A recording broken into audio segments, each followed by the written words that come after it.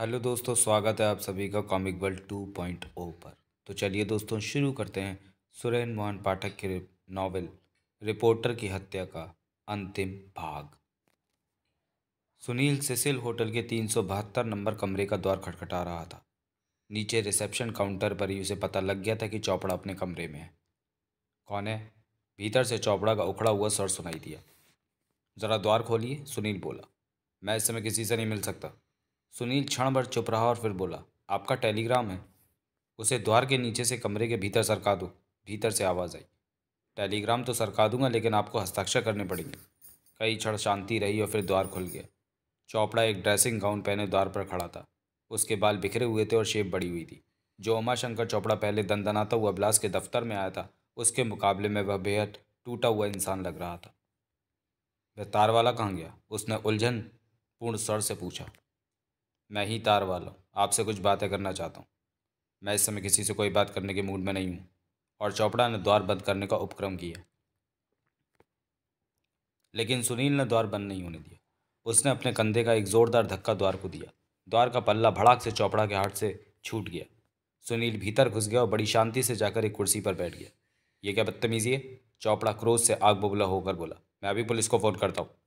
कोई फ़ायदा नहीं होगा चोपड़ा साहब, सुनील अंधेरे में तीर छोड़ता हुआ बोला। आप पहले ही इस दलदल में बहुत गहराई तक फंसे हुए हैं। पुलिस के बुलाने से भी आपको कोई लाभ नहीं होगा। चोपड़ा कहीं क्षण चुप रहा और धीमे स्वर से बोला, तुम चाहते क्या हो? द्वार बंद कर दीजिए, मेरे सामने आकर बैठिए। चोपड़ा ने द्वार बंद करके भीतर से चिटकिनी लगा दी और सुनील के सामने आ बैठा। मुझे पहचानते हैं आप? सुनील ने पूछा। सूरत तो तुम्हारी जानी पहचानी लग रही है, लेकिन याद नहीं आ रहा कि कहाँ देखा है, चोपड़ा परेशान स्वर से बोला। मेरा नाम सुनील है, मैं ब्लास्ट से संबंधित हूँ। याद आ गया मुझे, चोपड़ा जल्दी से बोला। तुम वही सुनील हो जिससे उस झूठी खबर के सिलसिले में मैंने ब्लास्ट के ऑफिस में बात की थी? केवल बात ही नहीं की थी, साथ में मानहानि के मुकदमे की धमकी भी दी थी। लेकिन अब तो वो किस्सा ही खत्म हो चुका है। आपकी ओर से वो किस्सा खत्म हो चुका है, लेकिन हमारी ओर से नहीं। अब उसमें बाकी क्या है? मैंने तो तुम लोगों को उस समाचार के प्रकाशन की किसी भी प्रकार की जिम्मेदारी से मुक्त कर दिया था। यही तो मेरी दिलचस्पी का विषय है। क्या? चोपड़ा ने हैरान होकर पूछा कि आपके विचारों में एकाएक ऐसा भारी परिवर्तन कैसे आ गया? क्या मतलब? आप जब पहली बार ब्लास्ट के ऑफिस में तशरीफ़ लाए थे, उस समय ऐसा लग रहा था जैसे समाचार के प्रकाशन के मामले में आप ब्लास्ट का तख्ता उलट कर रख देंगे। फिर एकाएक ही आखिर ऐसा क्या हो गया कि आपने अपनी पत्नी और अपने वकील को मामला रफा दफा करने के लिए राजनगर दौड़ा दिया? चोपड़ा ने कोई उत्तर नहीं दिया। आप राजेश को जानते थे? कौन राजेश? ऐसा अनजानापन दिखाने में काम नहीं चलेगा चोपड़ा साहब। आप खूब जानते हैं राजेश कौन था। वह ब्लास्ट का रिपोर्टर था और ब्लास्ट के लिए आपके पिछले जीवन के बकिए उधेड़ डालने की खातिर आपके पीछे हाथ धोकर पड़ा हुआ था। आप न केवल ये जानते थे कि राजेश कौन है, बल्कि ये भी जानते थे कि वह विशालगढ़ क्या करने आया था। वह आपसे मिला भी था? नहीं, चोपड़ा कठिन स्वर से बोला। आप झूठ बोल रहे हैं, सुनील कठोर स्वर से बोला। मैं आपके सामने एक ऐसा गवाह पेश कर सकता हूं जिसने सिटी क्लब में आपको राजेश से बातें करते देखा था। आपने उसे धमकी दी थी कि अगर वह किसी मामले में अपनी जबान बंद नहीं रखेगा तो आप उसे जान से मार डालेंगे। मैं ये भी जानना चाहता हूँ कि वह मामला क्या था जिसके बारे में आप राजेश को जबान नहीं खोलने देना चाहते थे। चोपड़ा के चेहरे पर हवाइयाँ उड़ने लगीं। चोपड़ा साहब, आपके कई कृत्यों ने आपको भारी संदेहास्पद स्थिति में ला खड़ा किया है। राजेश की हत्या हो गई है। अभी ये बात पुलिस तक नहीं पहुंची है कि आपने राजेश को मार डालने की धमकी दी है, लेकिन पहुंच सकती है। तब आपकी क्या स्थिति होगी, आप स्वयं सोच सकते हैं।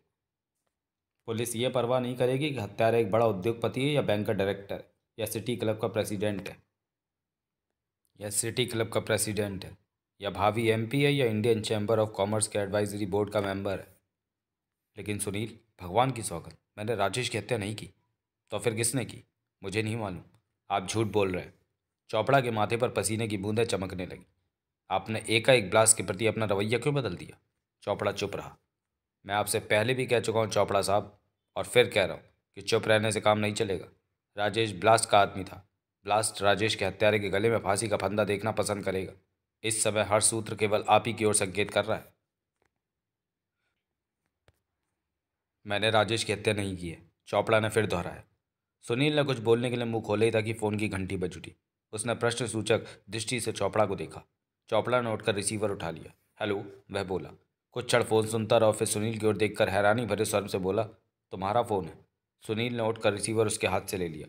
सुनील स्पीकिंग, वह माउथ पीस में बोला। कुछ क्षण सुनील के कानों में ट्विस्ट के उत्तेजक संगीत की स्वर लहरियां गूंजती रहीं, फिर रमाकांत का स्वर सुनाई दिया। सुनील, तुम्हारी पूछी हुई एक बात ज़रूरत से ज़्यादा जल्दी पता लग गई थी, इसलिए मैंने सोचा तुम्हें सूचना दे दूं।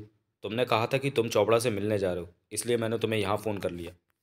बड़ा अच्छा किया। क्या बात है? सुनील बोला। मेरा आदमी तुम्हारे दफ्तर से राजेश की फ़ोटो ले आया था। उसने वह फ़ोटो ज्यूल बॉक्स के वेटरों को दिखाई थी। एक वेटर को वह अच्छी तरह याद था। सुनील, जिस रोज़ चोपड़ा उस विदेशी युवती के साथ ज्यूल बॉक्स के जुआ घर में गया था, उस रोज़ राजेश भी वहाँ था। Sure? Yes sure. Okay thanks. Sunil ने रिसीवर रख दिया और वापस अपने स्थान पर आ बैठा। जो बात मैं आपसे पूछने जा रहा हूँ, आप उसके बारे में झूठ मत बोलिएगा, सुनील गंभीर स्वर में चोपड़ा से बोला। क्या? जिस दिन राजेश की लाश पाई गई थी, उससे पहले दिन की शाम को आप एक विदेशी युवती के साथ ज्यूल बॉक्स के जुआ घर में गए थे? चोपड़ा एकदम हड़बड़ा गया। आपकी जानकारी के लिए मैं आपको एक बात और बता देता हूँ, ताकि अगर आप झूठ बोलें तो वह कम से कम विश्वसनीय तो हो। उस रोज़ जुआ घर में राजेश भी मौजूद था। वह आपके एक एक एक्शन को नोट कर रहा था। और मिस्टर चोपड़ा, सुनील ने अंधेरे में तीर छोड़ा, जो बात आप मुझसे छुपाने की चेष्टा कर रहे हो उसे राजेश जान गया था। चोपड़ा भौचक्का सा उसका मुंह देखने लगा। सुनील को महसूस हुआ कि तीर निशाने पर लगा था।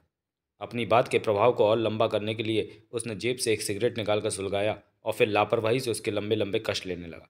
चोपड़ा कई क्षण चेहरे पर दुविधा और भय के मिले जुले भाव लिए बैठा रहा। आप अपनी संदेहास्पद स्थिति को स्पष्ट करने के लिए कोई उपक्रम नहीं करना चाहते? मैं मजबूर हूँ। आपकी चुप्पी आपका भारी अहित कर सकती है। मुझे अपने हित की चिंता नहीं है। तो फिर? चोपड़ा फिर चुप हो गया। सुनील परेशान हो उठा।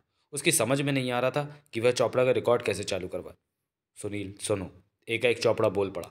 उसके स्वर में असाधारण गंभीरता थी। अगर तुम ये समझते हो कि तुम मुझे धमकाकर या मुझ पर किसी प्रकार का मनोवैज्ञानिक प्रभाव डालकर मेरे से कोई बात उगलवा सकते हो, तो ये तुम्हारी गलती है। मैंने ऐसी बहुत धमकियाँ सुनी।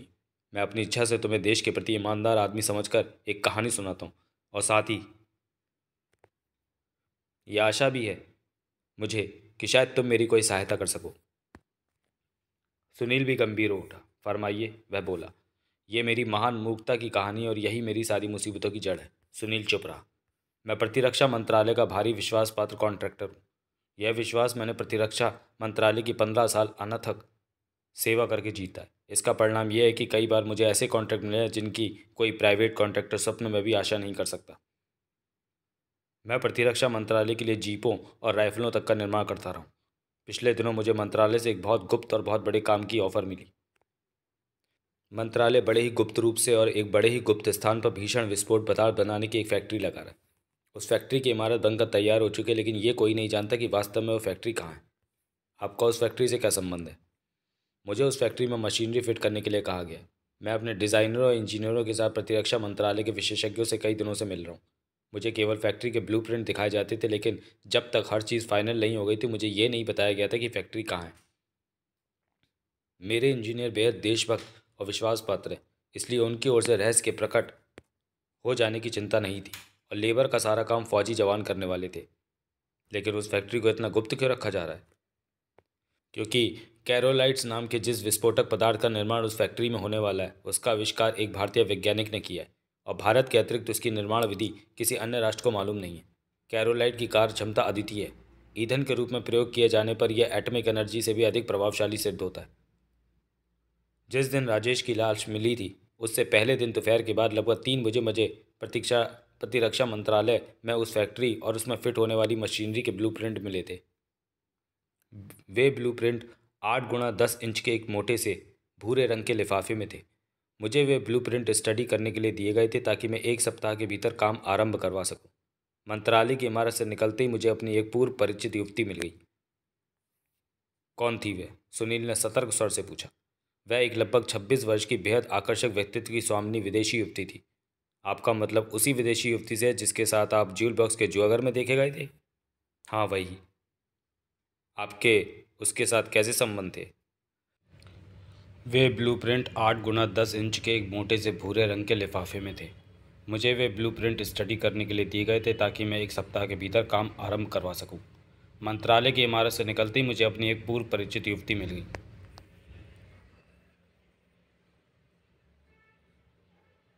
तो पढ़ चुके हैं ये। चोपड़ा एकदम नर्वस हो उठा। आपके उसके साथ कैसे संबंध थे? सुनील ने अपना प्रश्न दोहराया। सुनील, चोपड़ा धीरे से बोला, मेरे उसके साथ वह संबंध थे जो नैतिकता की दृष्टि से अच्छे नहीं समझे जाते। जूली, ये उसका नाम था, बेहद स्वतंत्र विचारों की लड़की थी। मैं उससे पहली बार राजनगर में ही एक क्लब में मिला था और तभी से मैं उससे काफ़ी घुल मिल गया था। किस हद तक? कोई हद ही नहीं थी। मैंने कहा ना, वह बहुत स्वतंत्र विचारों की लड़की थी। और ये मित्रता कितनी पुरानी है? आज से लगभग 1 महीना पहले मैं पहली बार मिला था उससे। खैर, फिर मैं क्या कह रहा था? मंत्रालय के बाहर निकलते ही आप जूली से मिले थे। हाँ, ये सहयोग ही था कि वो मुझे वहाँ दिखाई दे गई थी। मैं भी उससे मिलकर प्रसन्न नहीं हुआ था। वैसे भी मैं प्रतिरक्षा मंत्रालय से मिले कॉन्ट्रैक्ट के कारण ज़रा अच्छे मूड में था। वहाँ से हम एक बार में चले गए थे। उससे आपसे किस ढंग से बातें की थी? रूटीन सोशल बातें, कोई विशेष बात नहीं थी। वह मुझसे शिकायत कर रही थी कि मैं राजनगर में आती सबसे पहले उससे क्यों नहीं मिलता हूँ। बातचीत के बीच में उस भूरे लिफाफे का भी कोई जिक्र आया था जिसमें ब्लूप्रिंट थे। मेरा ख्याल है चोपड़ा कुछ क्षण सोचता हुआ बोला कि मैंने ही उत्साह के अतिरेक में कोई बात की थी उस लिफाफे के विषय में। मैंने उसे लिफाफा दिखाकर कहा था कि इसमें मेरी सफलता की कुंजी बंद है, या ऐसी ही कोई बचकानी बात कही थी मैंने। उत्तर में जूली ने क्या कहा था? कुछ भी नहीं। उसको उस लिफाफे में कोई दिलचस्पी नहीं थी। वास्तव में वह तो उसका जिक्र सुनकर बोर ही हुई थी। खैर, फिर क्या हुआ? बार में मैंने जूली के साथ काफ़ी मात्रा में शैम्पेन पी थी। मैं रेगुलर शराब पीने वाला हूँ। शराब का मुझ पर ऐसा प्रभाव नहीं होता है कि मैं अपने होशो आवाज़ खो बैठूँ। लेकिन उस दिन मैं काफ़ी भारीपन महसूस करने लगा था। 1-2 बार मुझे ऐसा अनुभव हुआ जैसे मैं हवा में उड़ा जा रहा हूँ, लेकिन फिर भी मैंने होश आवाज़ नहीं खोए थे। उस दौरान आप महत्वपूर्ण कागजों से भरे लिफाफे को जेब में रखे फिरते रहे? सुनील ने हैरान होकर पूछा। यही तो मेरी मूर्खता थी। लेकिन यह सब हुआ इसलिए कि एक तो मुझे जूली मिल गई, दूसरे मैं अच्छे मूड में था, और तीसरे शैम्पेन के 4-5 पैक पी लेने के बाद मुझे नशा नहीं हो जाता।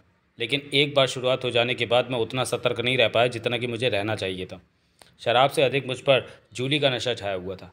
मेरी तबीयत ख़राब हो रही थी, इसलिए उसने मुझे कहा था कि या तो मैं अपने होटल में चलूँ या फिर उसके फ्लैट पर चलूँ। मुझे दोनों ही बातें पसंद नहीं आ रही थी। वास्तव में मैं जूली से अलग होना चाहता था ताकि मैं उस लिफाफे को किसी सुरक्षित स्थान पर रख सकूं। लेकिन जूली उस हालत में मुझे अकेला छोड़ना नहीं चाहती थी। फिर मैंने ही कहा था कि पहले थोड़ी देर खुली हवा में घूमते हैं और उसके बाद रामपाल के जुआ घर में चलते हैं। वहाँ थोड़ा मनोरंजन भी हो जाएगा और तबीयत भी संभल जाएगी। फिर हम रामपाल के जुआ घर में आ गए। वहाँ शायद 1 या 2 कॉकटेल हमने और पी। फिर हमने रॉलेट की मेज़ पर दांव लगाने आरंभ कर दिए। लगभग 10 मिनट बाद ही मेरी आंखों के सामने अंधकार छाने लगा और मुझे यूं अनुभव होने लगा जैसे मेरी चेतना लुप्त हुई जा रही हो। मुझे अपने कोट के भीतरी जेब में रखे लिफाफे की भारी चिंता होने लगी। मुझे डर लग रहा था कि अपनी उस हालत में कहीं खो ना बैठूं। अपने को उस हालत में पहुंचाने के जिम्मेदार मैं था और इसके लिए मैं अपने आप को हज़ार हज़ार गालियां दे रहा था। फिर मुझे एक तरकीब सूझी।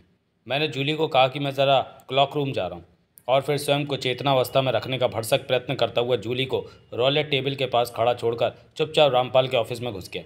रामपाल अपने ऑफिस में था। मैंने उसे वास्तविक बात तो नहीं बताई, लेकिन इतना ज़रूर कहा कि वह लिफाफा मेरे लिए बहुत महत्वपूर्ण है और वह उसे अपने सेफ में रख ले। कल सुबह मैं उसे वापस ले जाऊंगा। रामपाल मेरा अच्छा मित्र है। मैं जानता था कि उस पर भरोसा किया जा सकता है। उसने मेरे सामने ही लिफाफे को सेफ में रखकर ताला लगा दिया। एक बार लिफाफे के सुरक्षित स्थान पर पहुंच जाने के बाद मैं निश्चिंत हो गया था। अब मुझे परवाह नहीं थी कि मुझ पर क्या गुजरती है। मैं फिर जूली के पास लौट आया। उसने मेरी तबीयत के बारे में पूछा। मैंने कहा कि तबीयत अब भी बहुत ख़राब है। उसने वहाँ से चलने का इसरार किया, लेकिन उसी समय मैं जुए में जीतने लगा, इसलिए मैं अपनी बुरी हालत की परवाह किए बिना वहाँ टिका रहा। लगभग 1 घंटे बाद मैं वहाँ से निकला और एक टैक्सी पर जूली को उसके फ्लैट पर ले गया। मैं उसे उसके फ्लैट पर छोड़कर बाहर से ही लौट आना चाहता था, लेकिन जूली कहती थी कि मैं थोड़ा सा भीतर आराम कर लूँ। मैंने उसकी बात स्वीकार कर ली। अपने फ्लैट में ले जाकर उसने मुझे कुछ पीने के लिए दिया। वह क्या था मुझे नहीं मालूम, लेकिन उसने कहा था कि उससे मेरी तबीयत सुधर जाएगी। इनकार करने वाली तो मेरी हालत ही नहीं थी। उस समय तो कोई मुझे छत से ढकेल देता तो मैं उसे रोक नहीं सकता था। जो कुछ मुझे जूली ने दिया मैं पी गया, लेकिन तबीयत सुधरने के स्थान पर और ख़राब हो गई। जूली घबरा गई। उसने कहा कि मैं कुछ क्षण बिस्तर पर आराम कर लूँ। मुझे भी उसकी बात अपील कर गई और मैं जाकर उसके बिस्तर पर लेट गया। बिस्तर से पीठ लगते ही मेरी चेतना लुप्त हो गई। मैं कब तक वहाँ पड़ा रहा मुझे याद नहीं। फिर आपकी नींद कब खुली? अगली सुबह लगभग 10 बजे, लेकिन उससे पहले एक घटना और घटी। क्या? बिस्तर पर लेट जाने के बाद के किसी समय में जूली ने मुझे झिझोड़ कर जगाया। उसने मुझसे पूछा कि मेरे पास जो 8x10 का भूरा लिफाफा था वह कहाँ गया, कहीं वह मैंने रास्ते में कहीं गिरा तो नहीं दिया। वह उसे लिफाफे के लिए बहुत चिंता प्रकट कर रही थी। आपने उसे ये नहीं पूछा कि उसे पता कैसे लगा कि लिफाफा आपके पास नहीं है, सुनील ने पूछा। नहीं, ऐसा समझदारी भरा सवाल करने वाली मेरी हालत ही कहाँ थी। शायद उसने मेरे कोट की जेब देखी हो। बिस्तर पर लेट जाने के बाद उसने मेरी टाई की नॉट ढीली की थी और कोट के बटन भी खोले थे। खैर फिर मैंने उसे कहा कि लिफाफे की चिंता करने की आवश्यकता नहीं है, वह रामपाल के सेफ में एकदम सुरक्षित है। इस उत्तर की उस पर क्या प्रतिक्रिया हुई थी? वह और अधिक चिंतित हो उठी थी। फिर मैं सो गया था और सुबह 10 बजे उठा था। सुबह मैंने जूली के ही फ्लैट में अखबार देखा था। उसमें ज्यूल बॉक्स क्लब में पड़े डाके का वर्णन था। लिखा था कि डाकुओं ने सेफ को ही लूटा है। मेरे पैरों के नीचे से ज़मीन निकल गई। मैं बदहवास होकर ज्यूल बॉक्स भागा। वहाँ रामपाल ने बताया कि डाकू वह ब्लू प्रिंट्स वाला लिफाफा भी ले गए। मैं सिर पीट कर रह गया। अपनी इस असावधानी के कारण न केवल मेरी मान प्रतिष्ठा समाप्त हो सकती थी, बल्कि मैं जेल जा सकता था। रामपाल ने मुझे 4 उंगलियों वाले रिंग लीडर के विषय में बताया था। मैं किसी भी कीमत पर चोरी की बातें गुप्त रखना चाहता था। मैंने विशालगढ़ के प्राइवेट डिटेक्टिवों की सहायता ली।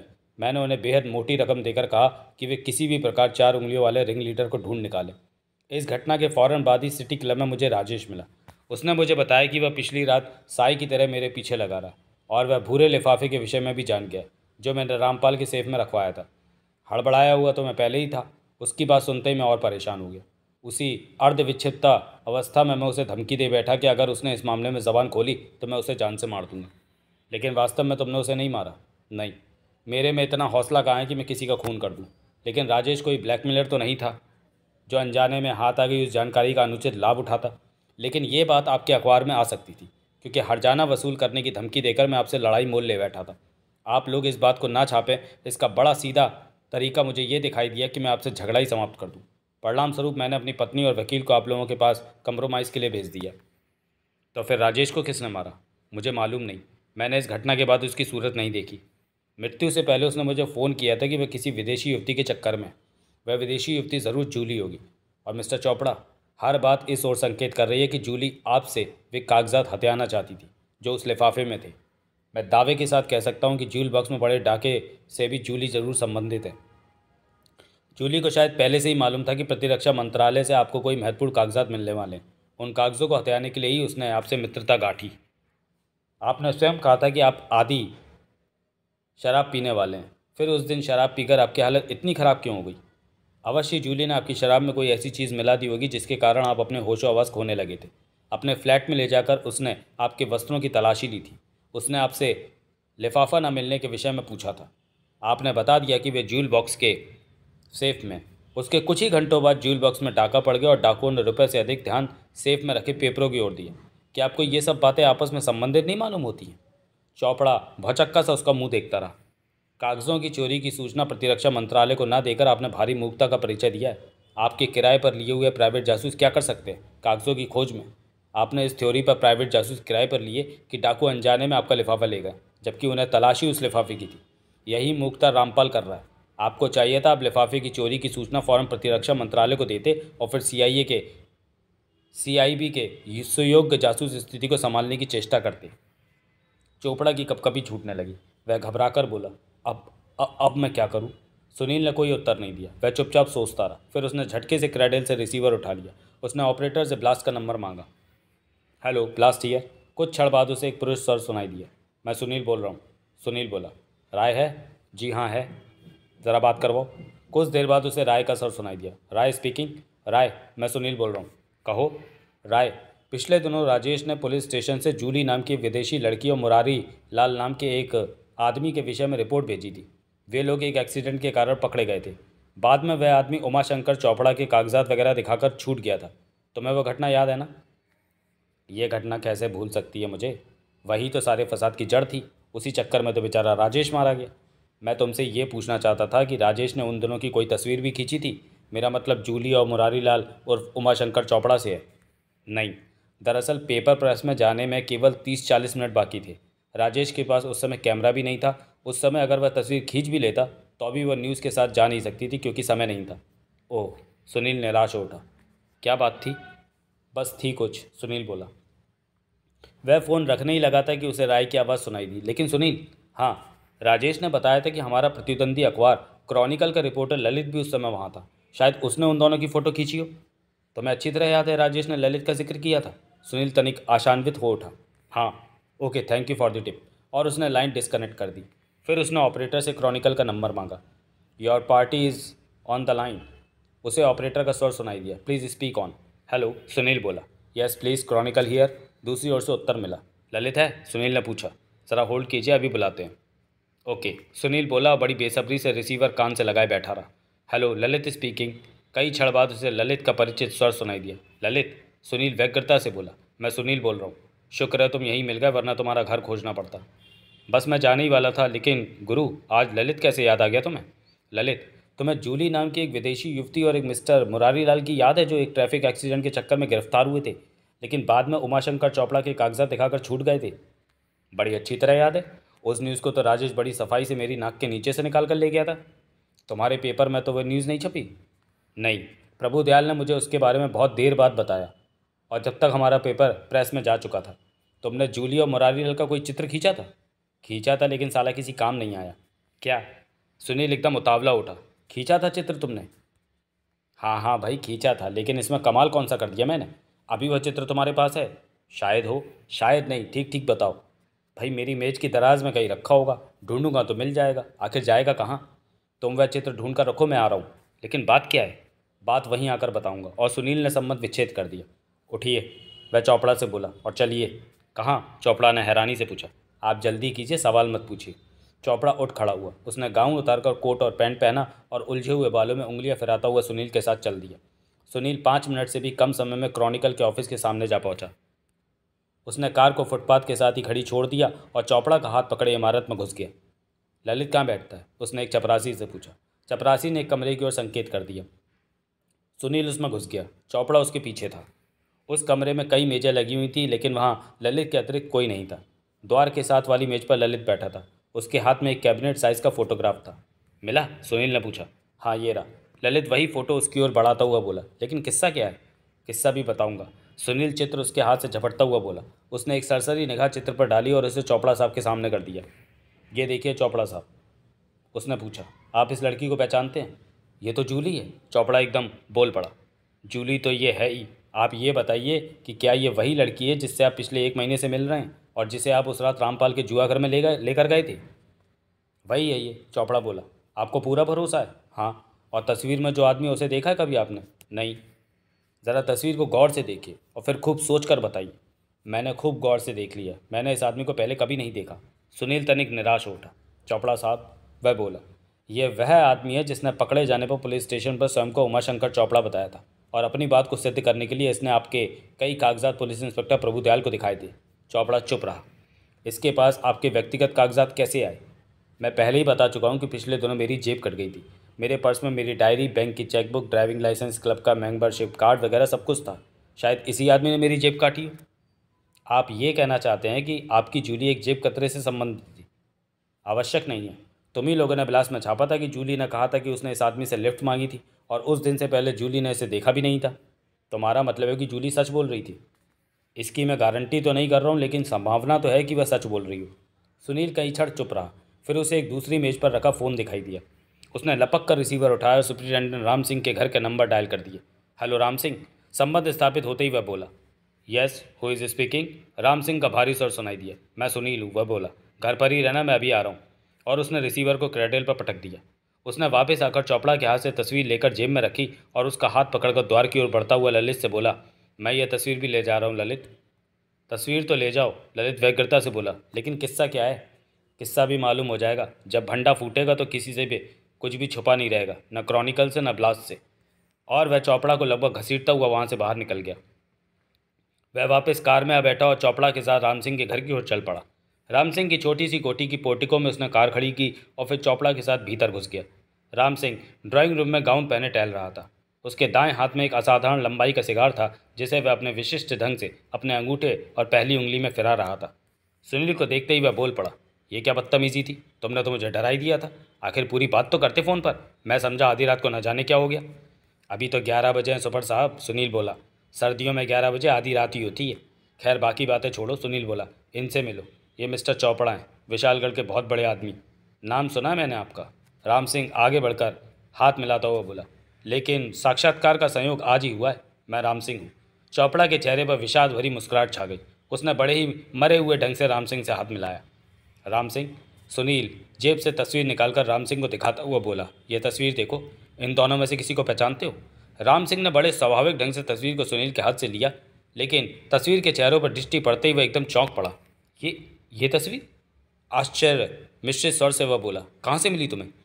तुम इन दोनों में से पहचानते हो किसी को? सुनील एकदम उत्साहित हो उठा। बहुत अच्छी तरह से, राम सिंह बोला। यह आदमी असलम है, और अगर यह असलम है तो यह औरत ज़रूर मार्था होगी।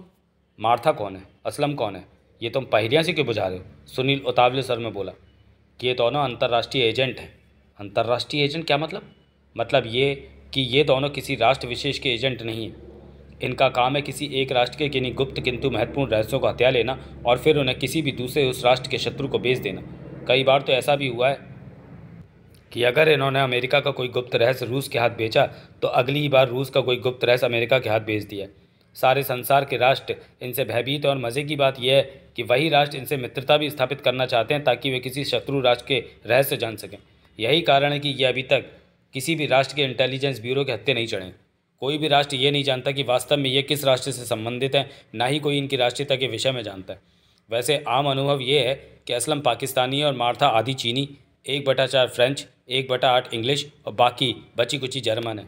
लेकिन तुम इनके बारे में इतना कुछ कैसे जानते हो? हर राष्ट्र के गुप्तचर विभाग के पास इनकी फाइल है, हमारे पास भी है। असलम के विषय में तो हमें पूरी जानकारी है, लेकिन मार्था के विषय में हमारा विभाग बहुत कम जानता है। इसका बड़ा कारण यह है कि कोई मार्था की असली सूरत नहीं पहचानता। मार्था के नाम पर हर राष्ट्र की फाइल में एक ऐसा चित्र है जो स्थूल रूप से किसी भी विदेशी युवती का हो सकता है। मार्था मेकअप की मास्टर है, इसलिए कोई भी राष्ट्र मार्था को पहचानने का दावा नहीं कर सकता। इस तस्वीर वाली लड़की की सूरत स्थूल रूप से हमारी फाइल में रखी मार्था की तस्वीर से मिलती है, लेकिन हम दावा नहीं कर सकते कि वह मार्था ही है। लेकिन इस आदमी के विषय में मैं दावा कर सकता हूँ कि वह असलम है। असलम और मार्था हमेशा इकट्ठे काम करते हैं। कभी ऐसा सुनने में नहीं आया कि जहाँ मार्था हो वहाँ असलम ना हो, और जहाँ असलम हो वहाँ मार्था ना हो। इसलिए मैंने कहा था कि अगर ये तस्वीर वाला आदमी असलम है तो इस बात की पूरी संभावना है कि औरत मार्था है। सुनील ने देखा चोपड़ा का चेहरा राख की तरह सफ़ेद हो उठा था। लेकिन तुम्हें यह तस्वीर कहाँ से मिल गई? राम सिंह ने उत्सुक स्वर से पूछा। सुनील के उत्तर देने से पहले ही फ़ोन की घंटी गनगना उठी। राम सिंह ने बड़े विरक्तिपूर्ण ढंग से फ़ोन की ओर देखा और आगे बढ़कर रिसीवर उठा लिया। फिर कुछ क्षण वो फ़ोन सुनता रहा, फिर उसने रिसीवर सुनील की ओर बढ़ा दिया। तुम्हारा फ़ोन है, वह बोला। सुनील ने रिसीवर ले लिया और बोला, हेलो सुनील हियर। सुनील फ़ौरन ही रमाकांत का उत्तेजित स्वर सुनाई दिया। मैं रमाकांत बोला हूँ। गोपाल और राकेश ने रिपोर्ट भेजी। क्या? वह 4 उंगलियों वाला जिसका नाम तुमने जंग बहादुर बताया था और दूसरा लंबा तगड़ा युवक, दोनों कुछ देर पहले महात्मा गांधी रोड की 20 नंबर कोठी के सामने गए थे। फिर जंग बहादुर कोठी के भीतर घुस गया था और वह युवक बाहर खड़ा रहा था। इस बात को लगभग 10 मिनट गुजर चुके, अब भी वही स्थिति है। जंग बहादुर इमारत के अंदर है और वह युवक बड़ी बेचैनी से बाहर टहल रहा है। गोपाल का कथन है कि वह हर 1 मिनट बाद अपनी जेब से रिवॉल्वर निकालता है, उसका चैम्बर चेक करता है, इमारत की ओर कदम बढ़ाता है और फिर रुक जाता है। लगता है वहाँ जल्दी कोई बखेड़ा खड़ा होने वाला है। उस कोठी का क्या पता बताया था तुमने? 20 महात्मा गांधी रोड। लेकिन तुम्हें यह कैसे पता लगा कि मैं यहाँ हूँ? मैंने चोपड़ा के होटल में फ़ोन किया था, तुम वहाँ नहीं थे। फिर मैंने तुम्हारे फ्लैट पर फ़ोन किया, तुम वहाँ भी नहीं थे। मैंने तुम्हारे ऑफिस फ़ोन किया, वहाँ राय ने बताया कि तुम शायद क्रॉनिकल के ललित से मिलने गए। मैंने ललित को फ़ोन किया, उसने बताया कि तुम राम सिंह की कोठी पर गए। मैंने यहाँ फ़ोन किया और तुम मिल गए। दूध क्यों नहीं पिया कल? और कुछ नहीं। राकेश और गोपाल के लिए क्या निर्देश है? उन्हें कहो कि अभी वे वहीं रहें और उन दोनों पर नज़र रखें, लेकिन किसी मामले में अपनी टांग ना अड़ाएं। ओके। दूसरी ओर से संबंध विच्छेद हो गया। सुनील ने भी रिसीवर रख दिया। उसने चोपड़ा साहब से पूछा, जिस फ्लैट में आपको उस दिन जूली ले गई थी और जहां आप रात भर रहे थे, उसका पता क्या है? 20 महात्मा गांधी रोड। क्या? 20 महात्मा गांधी रोड? सुनील क्षण भर विचित्र नेत्रों से चोपड़ा को देखता रहा और फिर राम सिंह से बोला, राम सिंह जल्दी चलो। कहाँ? राम सिंह ने घबरा कर पूछा। यह रास्ते में बताऊंगा, फ़िलहाल चलो, और रिवॉल्वर भी ले लेना। लेकिन Ram Singh please. Ram Singh drawing room से भीतर की ओर लपका। आपने बताया था कि आपके पर्स में आपकी डायरी भी थी? सुनील ने चोपड़ा से पूछा। हाँ। डायरी में आप क्या लिखा करते थे? वही जो दुनिया लिखती है, अपॉइंटमेंट्स वगैरह। फिर तो आप उसमें यह भी लिखते होंगे कि प्रतिरक्षा मंत्रालय में आपकी अगली अपॉइंटमेंट कब है। हाँ, लेकिन बात क्या है? साफ जाहिर है कि उस डायरी की ही खातिर आपकी जेब में से आपका पर्स मारा गया था, ताकि उन लोगों को पता रहे कि आप अगली बार प्रतिरक्षा मंत्रालय कब जाने वाले हैं। इसी कारण उस रोज़ आपके मंत्रालय से निकलते ही आपसे जूली टकरा गई थी। आपने उस बात को संयोग समझा जबकि वास्तविकता ये थी कि वह आपके बाहर निकलने की प्रतीक्षा में ही वहाँ खड़ी थी। ओह, चोपड़ा मरे स्वर से बोला। उसी समय राम सिंह लौट आया। रिवॉल्वर है ना? सुनील ने पूछा। है, राम सिंह ने बताया। तीनों बाहर निकले और सुनील की कार में आ बैठे। सुनील ने कार महात्मा गांधी रोड की ओर उड़ा दी। 20 नंबर से थोड़ी दूर उसने कार रोक दी। उसने कार की हेडलाइट बुझा दी। एक लैंप पोस्ट के पीछे से निकलकर एक आदमी कार की ओर बढ़ा। सुनील ने देखा वह गोपाल था। क्या पोजीशन है? सुनील ने पूछा। कोई फ़र्क नहीं पड़ा। जंग बहादुर अभी भी भीतर है और वह लंबा युवक अभी भी इमारत के बाहर टहल रहा है। वह सामने देखिए। सुनील को 20 नंबर के सामने टॉमी मॉर्गन बड़ी बेचैनी से टहलते दिखाई दिया। राकेश कहाँ है? उसने पूछा। वह भी यहाँ है, गोपाल ने उत्तर दिया। उसी समय एक साथ 2 धमाके सुनाई दिए।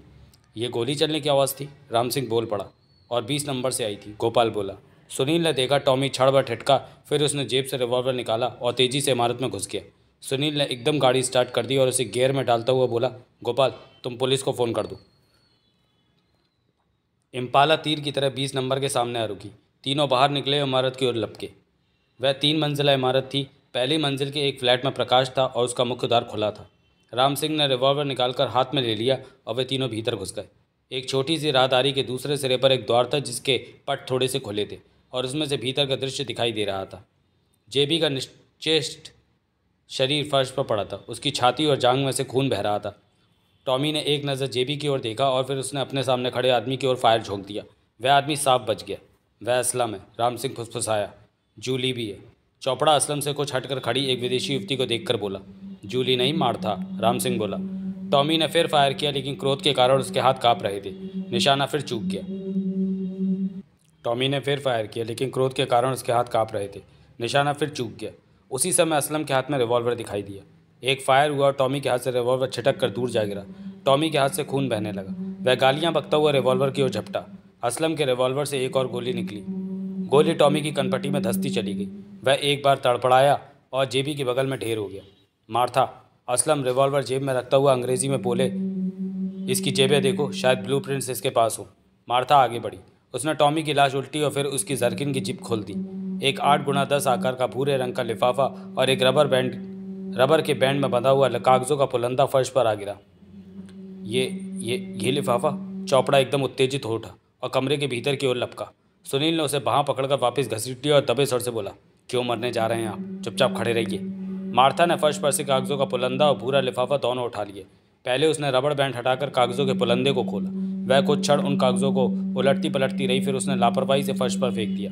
फिर उसने भूरे रंग का लिफाफा खोलकर उसके भीतर के कागज़ बाहर खींच लिए। वे ब्लूप्रिंट थे। यही हैं, मार्था उत्साहपूर्ण स्वर से बोली। असलम का चेहरा चमक उठा। मार्था ने पेपर वापस लिफाफे में रख दिए। उसी समय राम सिंह ने पाँव की ठोकर मारकर भड़ाक से दरवाज़ा खोल दिया और मार्था और असलम की ओर रिवॉल्वर तानता हुआ बोला, आप दोनों अपनी जगह से हिलेंगे नहीं। और असलम साहब, आप अपने हाथ अपने सिर से जितने अधिक ऊपर उठा सकते हैं उठा लीजिए। असलम के चेहरे पर आश्चर्य और हताशा के मिले जुले भाव प्रकट हुए और उसने अपने हाथ ऊपर उठा दिए, लेकिन मार्था के चेहरे पर एक शिकन भी नहीं आई थी। एकाएक चोपड़ा आगे बढ़ा और उसने मार्था के हाथ से लिफाफा झपट लिया। उसने लिफाफे को कोट की भीतरी जेब में डाला और फिर वहाँ से यूं भागा जैसे भूत देख लिया। राम सिंह हैरानी से उसका मुंह देखता रहा, लेकिन उसने उसे रोकने की चेष्टा नहीं की। सुनील, वह बोला, असलम की जेब में से रिवॉल्वर निकाल लो। सुनील असलम के समीप जा पहुंचा। उसने असलम की जेब में हाथ डाला। एकाएक असलम के दोनों हाथ बिजली की तरह नीचे गिरे। उसकी बाई कलाई सांप की तरह सुनील के गले से लिपट गई और दायां हाथ जेब की ओर लपका। उसके दाएं हाथ में फिर रिवॉल्वर चमक उठा। खबरदार, वह सुनील के शरीर को अपने सामने जकड़े हुए चिल्लाया। गोली मत चलाना वरना तुम्हारे साथी का भेजा उड़ा दूंगा। राम सिंह बौखलाया से उसकी ओर देखता रहा। पलक झपकते ही स्थिति बदल गई थी। सुनील पूरी ताकत से असलम के चंगुल से छूटने की चेष्टा कर रहा था, लेकिन असलम की लोहे जैसी पकड़ के सामने उसके सारे प्रयत्न निष्फल हो रहे थे। हिलो मत, असलम ने रिवॉल्वर उसकी पीठ से सटाते हुए कहा। सुनील ने हाथ पांव ढीले छोड़ दिए। रिवॉल्वर ज़मीन पर फेंक दो, वह राम सिंह से बोला। राम सिंह ने बड़ी अनिच्छा से रिवॉल्वर अपनी उंगलियों में फिसल जाने दिया। मार्था राम सिंह के रिवॉल्वर की ओर बढ़ी। उसी समय एक साथ 2 फायर हुए। असलम के मुंह से एक लोमहर्षक चीख निकल गई। सुनील की गर्दन से उसकी पकड़ ढीली पड़ गई और वह फर्श पर ढेर हो गया। दोनों गोलियां उसके चेहरे पर लगी थी, जिसके कारण उसके चेहरे की धज्जियां उड़ गई थी। क्षण भर के लिए सब स्तब्ध खड़े रहे। एक और फायर हुआ। गोली मार्था की कनपटी से 1 इंच दूर से निकल गई। मार्था एकदम राम सिंह के गिराए हुए रिवॉल्वर की ओर झपटी। राम सिंह और सुनील मार्था की ओर लपके, लेकिन रिवॉल्वर मार्था के हाथ आ चुका था। बिजली की तेजी से उसने एक फायर कमरे को प्रकाशित करने वाले एकमात्र साधन ट्यूबलाइट की ओर झोंक दिया। कमरे में गहन अंधकार छा गया। सुनील अनुमान से ही मार्था की ओर झपटा, लेकिन अंधकार में वह राम सिंह के विशाल शरीर से टकरा गया। तुम्हारे पास माचिस होगी राम सिंह? सुनील चिल्लाया। उसे जलाओ। मार्था के पास रिवॉल्वर है, एक टूटा सा पुरुष स्वर में कमरे में गूंज गया, और उसका निशाना चूकता नहीं है। ये तो शायद जेबी की आवाज़ थी। सुनील आश्चर्य भरे स्वर से बोला, जेबी जंग बहादुर, तुम जिंदा हो? हाँ, वही पुरुष स्वर फिर सुनाई दिया, लेकिन अधिक देर जिंदा नहीं रह पाऊंगा। नीचे फ्लाइंग स्क्वाड का सायरन गूंज उठा। राम सिंह ने माचिस जला ली। कमरे में पीला सा सीमित प्रकाश फैल गया। मार्था गायब थी। उसी समय पुलिस के कई सिपाही वहां आ गए। कमरा कई टॉर्चों के प्रकाश से जगमगा उठा। राम सिंह को देखकर इंस्पेक्टर ने सैल्यूट मारा। तुमने इस इमारत में किसी को भागते देखा है? राम सिंह ने पूछा। नो सर, इंस्पेक्टर ने उत्तर दिया। अभी एक विदेशी युवती इस फ्लैट में से भागी है, उसे तलाश करने की चेष्टा करो। यहाँ तुम लोगों की आवश्यकता नहीं। Okay sir. एक टॉर्च मुझे दे जाओ, एम्बुलेंस को फ़ोन कर दो। इंस्पेक्टर एक टॉर्च राम सिंह को थमाकर सिपाहियों के साथ कमरे से बाहर निकल गया। टॉर्चों के प्रकाश में सुनील को कोने की एक मेज पर रखी ब्रांडी की आधी बोतल भरी बोतल दिखाई दे गई। उसने वह बोतल उठा ली और अगले ही क्षण उसमें से जेबी के मुंह में ब्रांडी टपका रहा था। जेबी की उखड़ी हुई सांस किसी हद तक व्यवस्थित होने लगी। उसके दाएं हाथ में अब भी रिवॉल्वर दिखाई दे रहा था और उसकी नाल में से धुआं निकल रहा था। राम सिंह भी वहीं आ खड़ा हुआ। अभी गोली तुमने चलाई थी ना? सुनील ने व्यग्र स्वर से पूछा। हाँ, जेबी क्षीण स्वर से बोला, लेकिन उस समय मेरी उंगलियों में रिवॉल्वर का ट्रिगर दबाने की भी शक्ति शेष न थी, वरना इस हरामजादे के साथ साथ उस कुतिया का भी खात्मा कर देता। तुम्हें गोली किसने मारी? इसने, वह आंखों से असलम की ओर संकेत करता हुआ बोला, इस सुअर की औलाद ने। लेकिन हुआ क्या था? इसने मुझे ज्यूल बॉक्स के जुआ घर के सेफ में से कुछ कागजात निकाल लाने के बदले में 50,000 रुपये देने का वायदा किया था। 20,000 रुपये इसने मुझे तुरंत दे दिए थे और बाकी के 30,000 ये मुझे काम हो जाने पर देने वाला था। मैंने कुछ आदमियों की सहायता से ज्यूल बॉक्स में डाका डाला और वे कागजात निकाल लाया। सेफ में से मुझे एक भूरा लिफाफा और रबड़ बैंड से बंधा कागज़ों का एक पुलंदा मिला था। ये चीज़ें असलम को सौंपने से पहले मैंने स्वयं खोलकर देखी थी। कागज़ों के पुलंदे में कुछ प्रेम पत्रों, कुछ बेहद अश्लील चित्रों और इनकम टैक्स के हिसाब किताब के कुछ कागज़ों के अतिरिक्त कुछ नहीं था, और भूरे लिफाफे में कुछ नक्शे थे। मेरी समझ में तो कुछ भी नहीं आया कि आखिर इन कागज़ों में ऐसा महत्वपूर्ण क्या था जिसके कारण असलम 50,000 रुपये की मोटी रकम खर्च करने के लिए तैयार हो गया था। लेकिन मैंने सोचा, जब वह इतना रुपया इन कागज़ों को प्राप्त करने के लिए दे रहा है तो इसमें कुछ तो हो गई। मैंने मौके से फ़ायदा उठाना चाहा। मैंने कागज़ों के बदले में बाकी के 30,000 रुपये के स्थान पर इससे 80,000 रुपये मांगे। यह भड़क उठा, लेकिन मैं तटस्थ रहा। फिर इसने 80,000 रुपये देने स्वीकार कर लिए थे और मुझे ये कहा था कि मैं आज कागजात लेकर पहुंच जाऊं, मुझे फ़ौरन रुपया दे दिया जाएगा। लेकिन मुझे लग रहा था कि ये मुझे धोखा देने की चेष्टा कर रहा है, इसलिए मैं टॉमी मॉर्गन को साथ लेकर आया था। टॉमी पैदाइशी हत्यारा है। हत्या करने से वह यह तनिक भी नहीं हिचकिचाता। टॉमी की इसी विशेषता के कारण मैंने इसे अपने साथ मिलाया था। आज भी मैं इसे सावधानीवश ही ले आया था। हालांकि खून खराबा होने की कोई संभावना नहीं थी। मैंने कागजात टॉमी को दे दिए थे और इसे इमारत से बाहर खड़ा कर दिया था। मैंने इसे कहा था कि अगर मैं आधे घंटे में बाहर ना आऊँ तो ये यहाँ से भाग जाए और पुलिस को फ़ोन कर दे कि 20 महात्मा गांधी रोड पर कोई मुझे ज़बरदस्ती रोके हुए। मैं भीतर चला गया। यहाँ मेरा असलम से झगड़ा हो गया। यह रिवॉल्वर निकालकर मुझे धमकाने लगा और कागज़ों के विषय में पूछने लगा। मैंने कहा कि 80,000 रुपये दिए बिना उसे कागज़ों की भनक भी नहीं लग सकती। यह क्रोध से भड़क उठा और उसने मुझे गोली मार दी। टॉमी ने गोली की आवाज़ सुनी। वह वहाँ से भाग खड़ा होने के स्थान पर मूर्खों की तरह रिवॉल्वर हाथ में लिए भीतर घुसा। उसका परिणाम आप लोगों ने देखा ही। असलम ने मुझे मरा समझा था, लेकिन वास्तव में मरा नहीं था, लेकिन मेरे में इतनी शक्ति भी नहीं थी कि मैं कुछ कर पाता। फिर जिस समय असलम आपको दबोचे हुए था, मैंने अपनी संपूर्ण शक्ति का संचय करके रिवॉल्वर निकाल लिया और 2 फायर कर दिए। मुझे इस बात की खुशी है कि यह कुत्ता मेरे हाथों से मरा। मेरी उंगलियों में ट्रिगर दबाने की भी शक्ति बाकी नहीं थी। मैंने बड़ी कोशिश करके मार्था पर फायर किया, लेकिन वह बच गई। उसके बाद मैं ट्रिगर नहीं दबा सका। मुझे अफसोस है इसका। जेबी की सांस फिर उखड़ने लगी। सुनील ने थोड़ी ब्रांडी और उसके मुंह में डाली। राजेश को किसने मारा था? सुनील ने व्यग्रता से पूछा। कौन राजेश? जिसकी लाश राजनगर के बाहर एक उजाड़ स्थान पर पाई गई थी। उसे टॉमी मॉर्गन ने मारा था। राजेश पता नहीं कैसे इस पैकेट का पता जान गया था। यह जुआ घर के डाके से अगले दिन की बात है। मैं टॉमी मॉर्गन के साथ यहाँ मार्था और असलम से मिलने आया था। उस समय पहली बार मैंने कहा था कि उन कागजात के बदले 80,000 रुपये और लूँगा। इस कमरे के रोशनदानों के बाहर की ओर कंक्रीट का प्रोजेक्शन है। राजेश उस पर बैठा हम लोगों की बातें सुन रहा था। क्या? सुनील हैरानी भरे स्वर से बोला। हाँ, शायद आपको ये मालूम नहीं है कि इस इमारत का यही फ्लैट आबाद है। बाकी फ्लैट अभी खाली पड़े। यह इमारत हाल ही में बनकर तैयार हुई है और किराएदार अभी आए नहीं हैं, इसलिए राजेश चुपचाप वहाँ आ गया था। लेकिन असलम की उस पर नज़र पड़ गई थी। उस रोशनदान की सीध में कमरे में मेज पर एक शीशा रखा था, उसमें राजेश का प्रतिबिंब पड़ रहा था। असलम और टॉमी मॉर्गन ने उसे पकड़ लिया था। टॉमी ने उसके सिर पर एक लोहे का डंडा दे मारा था। उसकी तत्काल मृत्यु हो गई थी। फिर टॉमी उसे राजनगर के बाहर फेंक आया था। जेबी चुप हो गया। उसके हाव भाव से यूँ लग रहा था जैसे उसकी शक्ति का तिल तिल खर्च हो चुका हो। एम्बुलेंस पहुंचने ही वाली होगी। सुनील बेचैनी भरे स्वर से बोला, मुझे कोई लाभ नहीं होगा। एम्बुलेंस के आने या ना आने से मैं बच नहीं सकता हूँ। मुझे तो हैरानी है कि मैं अभी तक जीवित कैसे रह गया। शायद असलम की मौत मेरे ही हाथों लिखी थी और मेरी मौत असलम के हाथों। जेबी, सुनील भावुक स्वर से बोला, तुम नहीं जानते हो अनजाने में ही तुमने देश का कितना बड़ा हित किया। अगर तुमने वे कागजात उसी दिन इन लोगों को सौंप दिए होते या आज तुमने असलम को गोली ना मार दी होती तो हमारे देश को एक ऐसी हानि उठानी पड़ती जिसकी पूर्ति शायद कभी ना हो पाती। मैंने कुछ नहीं किया, जेबी बोला। मैंने किसी का हित नहीं किया है। किसी का हित करना मेरे स्वभाव से मेल ही नहीं खाता है। मैं तो केवल अहित कर सकता हूँ। अगर किसी का कोई हित हुआ है तो सब उसकी कृपा से। उसने आसमान की ओर हाथ उठाने की चेष्टा की, लेकिन हाथ अभी शरीर से 2 इंच ऊपर भी नहीं उठे थे कि उसके प्राण निकल गए। सुनील उठ खड़ा हुआ। उसका मन भारी हो उठा था। बस कुछ क्षण यूं ही खड़ा रहा, फिर उसने उन कागज़ों को बटोरना आरंभ कर दिया जिन्हें मार्था ने बड़ी लापरवाही से कमरे के फर्श पर फेंक दिया था। राम सिंह विचित्र दृष्टि से उसे देख रहा था। उसने वे सारे कागज़ इकट्ठे किए और जेब से माचिस निकालकर उनमें आग लगा दी। ये क्या कर रहे हो? राम सिंह बोला। एक हाई कोर्ट के जज, एक कैबिनेट मिनिस्टर, एक पुलिस कमिश्नर, एक सीआईबी के डायरेक्टर, एक नगर के प्रमुख उद्योगपति और ऐसे ही कुछ और लोगों की ज़िंदगी आसान कर रहा हूँ। क्या मतलब? रामपाल इन्हीं कागज़ों के दम पर इन लोगों को ब्लैकमेल कर रहा था। तुम बात को खोल कर क्यों नहीं कहते हो? मुझे कुछ भी समझ में नहीं आ रहा है। सब समझ में आ जाएगा। कैसे? कल सुबह का ब्लास्ट पढ़कर। जब यह बात प्रकट हुई कि प्रसिद्ध अंतर्राष्ट्रीय एजेंट असलम मारा गया है तो संसार भर के राष्ट्रों ने आश्चर्य तो व्यक्त किया ही, साथ ही शांति की सांस भी ली।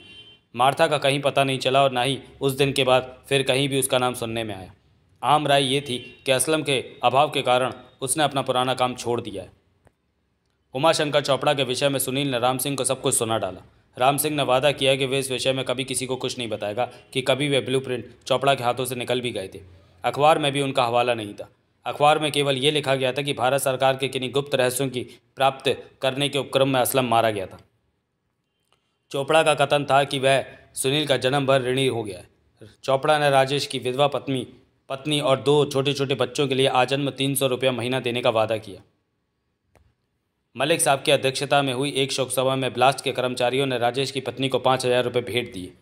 इस केस की सबसे दिलचस्प बात यह थी कि सारा केस ही एक संयोग पर आधारित था। केस की शुरुआत में अगर असलम ने वो मामूली सा एक्सीडेंट ना कर डाला होता और पुलिस का सिपाही उसे शराब पीकर गाड़ी चलाने के अभियोग में पकड़कर पुलिस हेडक्वार्टर ना ले आया होता तो ना राजेश की होड़ में ललित असलम और मार्था का चित्र खींचता और ना ही अंत में वह चित्र उन दोनों की शनाख्त के काम आता। राजेश सिगरेट नहीं पीता था, लेकिन फिर भी उसकी जेब में माचिस क्यों निकली थी, यह बात सुनील को केस समाप्त हो जाने के बाद मालूम हुई। रामपाल ने बताया कि वैसी माचिसें ज्यूल बॉक्स होटल विज्ञापन के लिए ज्यूल बॉक्स होटल या क्लब उर्फ जुआ घर में आने वाले हर आदमी को दी जाती थी। वे माचिसें देखने में इतनी खूबसूरत होती थी कि सिगरेट ना पीने वाला भी एक आकर्षक वस्तु समझकर उसे लेने से इनकार नहीं करते थे। रामपाल का जुआघर सदा के लिए ठप हो गया था। समाप्त। तो चलिए दोस्तों, वीडियो को यहीं समाप्त करते हैं और मिलते हैं सुरेंद्र मोहन पाठक के अगले नॉवेल में, अगले वीडियो में। तब तक के लिए धन्यवाद।